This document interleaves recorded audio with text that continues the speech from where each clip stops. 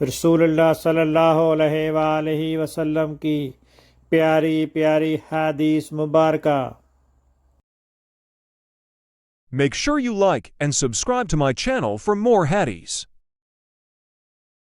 حضرت ابو مالک اشعری رضی اللہ عنہ سے روایت ہے کہ رسول اللہ صلی اللہ علیہ وسلم نے فرمایا، پاکیزگی نصف ایمان ہے۔ الحمدللہ ترازو کو بھر دیتا ہے، سبحان اللہ اور الحمدللہ آسمانوں سے زمین تک کی وسعت کو بھر دیتے ہیں۔ نماز نور ہے، صدقہ دلیل ہے، صبر روشنی ہے، قرآن تمہارے حق میں یا تمہارے خلاف حجت ہے۔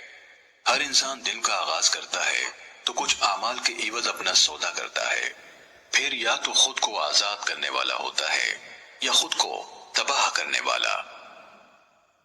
صحیح مسلم حدیث نمبر 534۔ اللہ تعالیٰ اس کے چہرے کو روشن کرے جو حدیث مبارکہ سن کر آگے پہنچائے۔